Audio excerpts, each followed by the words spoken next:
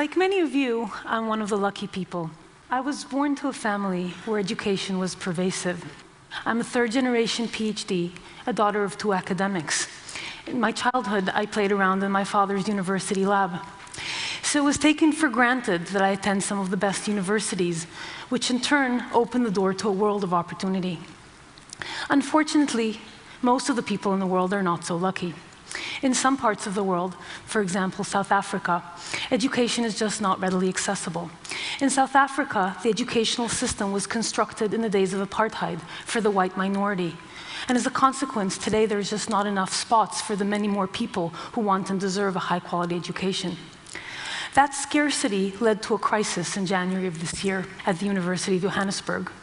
There were a handful of positions left open from the standard admissions process, and the night before they were supposed to open that for registration, thousands of people lined up outside the gate, in a line a mile long, hoping to be first in line to get one of those positions. When the gates opened, there was a stampede, and 20 people were injured, and one woman died. She was a mother who gave her life trying to get her son a chance at a better life. But even in parts of the world, like the United States, where education is available, it might not be within reach. There's been much discussed in the last few years about the rising costs of healthcare.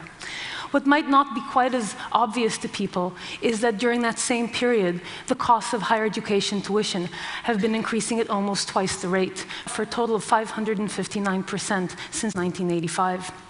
This makes education unaffordable for many people. Finally, even for those who do manage to get a higher education, the doors of opportunity might not open. Only a little over half of recent college graduates in the United States who get a higher education actually are working in jobs that require that education. This, of course, is not true for the students who graduate from the top institutions, but for many others, they do not get the value for their time and their effort. Tom Friedman, in his recent New York Times article, captured in a way that no one else could the spirit behind our effort. He said that big breakthroughs are what happens when what is suddenly possible meets what is desperately necessary. I've talked about what's desperately necessary. Let's talk about what's suddenly possible. What's suddenly possible was demonstrated by 3 big Stanford classes, each of which had an enrollment of 100,000 people or more. So to understand this, let's look at one of those classes, the machine learning class offered by my colleague and co-founder Andrew Ng.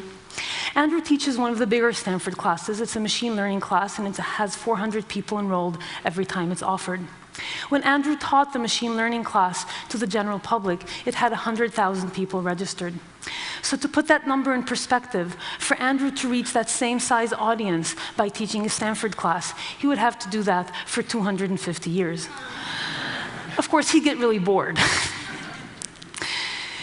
So, having seen the impact of this, Andrew and I decided that we needed to really try and scale this up to bring the best quality education to as many people as we could.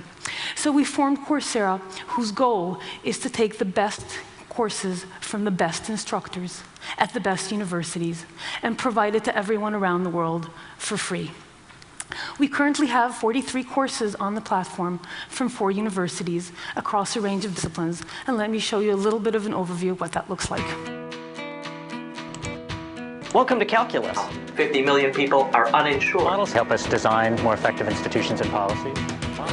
We get unbelievable segregation. So Bush imagined that in the future, you'd wear a camera right in the center of your head. Mills wants the student of sociology to develop the quality of mind. Hanging cable takes on the form of a hyperbolic cosine. For each pixel in the image, set the red to 0.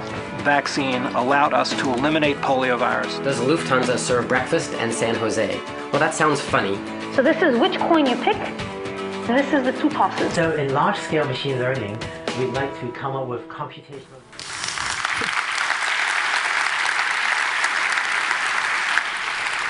It turns out, maybe not surprisingly, that students like getting the best content from the best universities for free.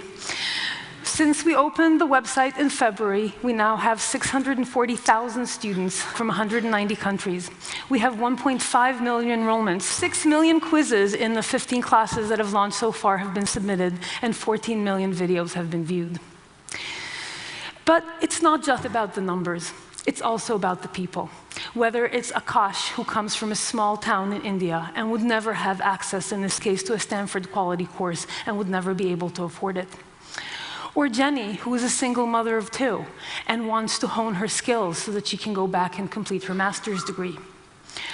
Or Ryan, who can't go to school because his immune-deficient daughter can't be risked to have germs come into the house, so he couldn't leave the house. I'm really glad to say, recently we've been in correspondence with Ryan, that this story had a happy ending. Baby Shannon, you can see her on the left, is doing much better now, and Ryan got a job by taking some of our courses. So what made these courses so different? After all, online course content has been available for a while. What made it different is that this was a real course experience. It started on a given day, and then the students would watch videos on a weekly basis and do homework assignments. And these would be real homework assignments for a real grade with a real deadline. You can see the deadlines in the usage graph. These are the spikes, showing that procrastination is a global phenomenon. At the end of the course, the students got a certificate. They could present that certificate to a prospective employer and get a better job, and we know many students who did. Some students took their certificate and presented this to an educational institution at which they were enrolled for actual college credit. So these students were really getting something meaningful for their investment of time and effort. Let's talk a little bit about some of the components that go into these courses. The first component is that when you move away from the constraints of a physical classroom and design content explicitly for an online format, you can break away from, for example, the monolithic 1-hour lecture. You can break up the material, for example, into these short modular units of 8 to 12 minutes, each of which represents a coherent concept. Students can traverse this material in different ways depending on their background, their skills, or their interests. So for example, some students might benefit from a little bit of preparatory material that other students might already have. Other students might be interested in a particular enrichment topic that they want to pursue individually. So this format allows us to break away from the one-size-fits-all model of education and allow students to follow a much more personalized curriculum. Of course, we all know as educators that students don't learn by sitting and passively watching videos. Perhaps one of the biggest components of this effort is that we need to have students practice with the material and in order to really understand it. There's been a range of studies that demonstrate the importance of this. This one that appeared in Science last year, for example, demonstrates that even simple retrieval practice, where students are just supposed to repeat what they already learned, gives considerably improved results on various achievement tests down the line than many other educational interventions. We've tried to build in retrieval practice into the platform, as well as other forms of practice in many ways. For example, even our videos are not just videos. Every few minutes, the video pauses and the students get asked a question. Prospect theory, hyperbolic discounting, status quo bias, base rate bias, they're all well documented. So they're all well documented deviations from rational behavior. So here the video pauses and the student types in the answer into the box and submits. Obviously, they weren't paying attention. So they get to try again. And this time they got it right. There's an optional explanation if they want, and now the video moves on to the next part of the lecture. This is a kind of simple question that I, as an instructor, might ask in class. But when I ask that kind of a question in class, 80% of the students are still scribbling the last thing I said. 15% are zoned out on Facebook. And then there's a smarty pants in the front row who blurts out the answer before anyone else has had a chance to think about it. And I, as the instructor, am terribly gratified that somebody actually knew the answer. And so the lecture moves on before really most of the students have even noticed that a question had been asked. Here, every single student has to engage with the material. Now, of course, these simple retrieval questions are not the end of the story. One needs to build in much more meaningful practice questions. And one also needs to provide the students with feedback on those questions. Now, how do you grade the work of 100,000 students if you do not have 10,000 TAs? The answer is you need to use technology to do it for you. Now, fortunately, technology has come a long way, and we can now grade a range of interesting types of homework. In addition to multiple choice and the kinds of short answer questions that you saw in the video, we can also grade math, mathematical expressions as well as mathematical derivations. We can grade models, whether it's financial models in a business class or physical models in a science or engineering class. And we can grade some pretty sophisticated programming assignments. So let me show you one that's actually pretty simple, but fairly visual. This is from Stanford's Computer Science 101 class, and the student is supposed to color correct that blurry red image. They're typing their program into the browser, and you can see they didn't get it quite right. Lady Liberty is still seasick. And so the student tries again, and now they got it right, and they're told that, and they can move on to the next assignment. This ability to interact actively with the material and be told when you're right or wrong is really essential to student learning. Now, of course, we cannot yet grade the range of work that one needs for all courses. Specifically, what's lacking is the kind of critical thinking work that is so essential in such disciplines as the humanities, the social sciences, business, and others. So we tried to convince, for example, some of our humanities faculty that multiple choice was not such a bad strategy. That didn't go over really well. So we had to come up with a different solution. And the solution we ended up using is peer grading. It turns out that previous studies show, like this one by Sadler and Good, that peer grading is a surprisingly effective strategy for providing reproducible grades. It was tried only in small classes, but there it showed, for example, that the student assigned grade on the y-axis are actually very well correlated with the teacher assigned grade on the x-axis. What's even more surprising is that self-grades, where the student grade their own work critically, so long as you incentivize them properly so they can't give themselves a perfect score, are actually even better correlated with the teacher grades. And so this is an effective strategy that can be used for grading at scale, and is also a useful learning strategy for the students because they actually learn from the experience. So we now have the largest peer grading pipeline ever devised, where tens of thousands of students are grading each other's work, and quite successfully, I have to say. But this is not just about students sitting alone in their living room working through problems. Around each one of our courses, a community of students had formed, a global community of people around a shared intellectual endeavor. What you see here is a self-generated map from students in our Princeton Sociology 101 course, where they have put themselves in a world map, and you can really see the global reach of this kind of effort. Students collaborated in these courses in a variety of different ways. First of all, there was a question and answer form, where students would pose questions and other students would answer those questions. And the really amazing thing is, because there were so many students, it means that even if a student posed the question at 3 o'clock in the morning, somewhere around the world, there would be somebody who was awake and working on the same problem. And so in many of our courses, the median response time for a question on the question and answer form was 22 minutes. Which is not a level of service that I have ever offered to my Stanford students. And you can see from the student testimonials that students actually find that because of this large online community, they got to interact with each other in many ways that were deeper than they did in the context of a physical classroom. Students also self-assembled, without any kind of intervention from us, into small study groups. Some of these were physical study groups along geographical constraints and met on a weekly basis to work through problem sets. This is the San Francisco study group, but there were ones all over the world.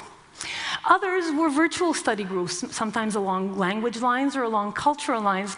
And at the bottom left there, you see our multicultural universal study group, where people explicitly wanted to connect with people from other cultures.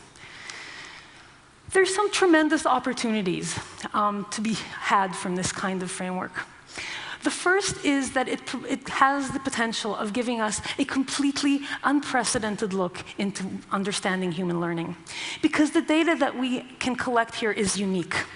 You can collect every click, every homework submission, every forum post from tens of thousands of students. So you can turn the study of human learning from the hypothesis-driven mode to the data-driven mode, a transformation that, for example, has revolutionized biology. You can use these data to understand fundamental questions, like what are good learning strategies that are effective versus ones that are not. And in the context of particular courses, you can ask questions like, what are some of the misconceptions that are more common, and how do we help students fix them? So here's an example of that, also from Andrew's machine learning class. This is a distribution of wrong answers to one of Andrew's assignments. The answers happen to be pairs of numbers, so you can draw them on this two-dimensional plot. Each of the little crosses that you see is a different wrong answer. The big cross at the top left is where 2,000 students gave the exact same wrong answer. Now, if 2 students in a class of 100 give the same wrong answer, you would never notice. But when 2,000 students give the same wrong answer, it's kind of hard to miss. So Andrew and his students went in, looked at some of those assignments, understood the root cause of the misconception, and then they produced a targeted error message that would be provided to every student whose answer fell into that bucket, which means that students who made that same mistake would now get personalized feedback telling them how to fix their misconception much more effectively. So this personalization is something that one can then build by having the virtue of large numbers. Personalization is perhaps one of the biggest opportunities here as well, because it provides us with the potential of solving a 30-year-old problem. Educational researcher Benjamin Bloom in 1984 posed what's called the 2 sigma problem, which he observed by studying 3 populations. The first is the population that's studied in a lecture-based classroom. The second is a population of students that studied using a standard lecture-based classroom, but with a mastery-based approach, so that students couldn't move on to the next topic before demonstrating mastery of the previous one. And finally, there was a population of students that were taught in a one-on-one instruction using a tutor. The mastery-based population is a full standard deviation, or sigma, in achievement scores better than the standard lecture-based class. And the individual tutoring gives you 2 sigma improvement in performance. To understand what that means, let's look at the lecture-based classroom. Let's pick the median performance as a threshold. So in the lecture-based class, half the students are above that level and half are below. In the individual tutoring instruction, 98% of the students are going to be above that threshold. Imagine if we could teach so that 98% of our students would be above average. Hence, the 2 sigma problem. Because we cannot afford, as a society, to provide every student with an individual human tutor. But maybe we can afford to provide each student with a computer or a smartphone. So the question is, how can we use technology to push from the left side of the graph, from the blue curve, to the right side with the green curve? Mastery is easy to achieve using a computer, because a computer doesn't get tired of showing you the same video 5 times. And it doesn't even get tired of grading the same work multiple times. We've seen that in many of the examples that I've shown you. And even personalization is something that we're starting to see the beginnings of, whether it's via the personalized trajectory through the curriculum or some of the personalized feedback that we've shown you. So the goal here is to try and push and see how far we can get towards the green curve. So if this is so great, are universities now obsolete? Well, Mark Twain certainly thought so. He said that college is a place where a professor's lecture notes go straight to a student's lecture notes without passing through the brains of either. I beg to differ with Mark Twain, though. I think what he was complaining about is not universities, but rather the lecture-based format that so many universities spend so much time on. So let's go back even further to Plutarch, who said that the mind is not a vessel that needs filling, but wood that needs igniting. And maybe we should spend less time at universities filling our students' minds with content by lecturing at them, and more time igniting their creativity, their imagination, and their problem-solving skills by actually talking with them. So how do we do that? We do that by doing active learning in the classroom. So there's been many studies, including this one, that show that if you use active learning, interacting with your students in the classroom, performance improves on every single metric, on attendance, on engagement, and on learning as measured by a standardized test. You can see, for example, that the achievement score almost doubles in this particular experiment. So maybe this is how we should spend our time at universities. So to summarize, if we could offer a top-quality education to everyone around the world for free, what would that do? 3 things. First, it would establish education as a fundamental human right, where anyone around the world with the ability and the motivation could get the skills that they need to make a better life for themselves, their families, and their communities. Second, it would enable lifelong learning. It's a shame that for so many people, learning stops when we finish high school or when we finish college. By having this amazing content be available, we would be able to learn something new every time we wanted, whether it's just to expand our minds or to change our lives. And finally, this would enable a wave of innovation, because amazing talent can be found anywhere. Maybe the next Albert Einstein or the next Steve Jobs is living somewhere in a remote village in Africa.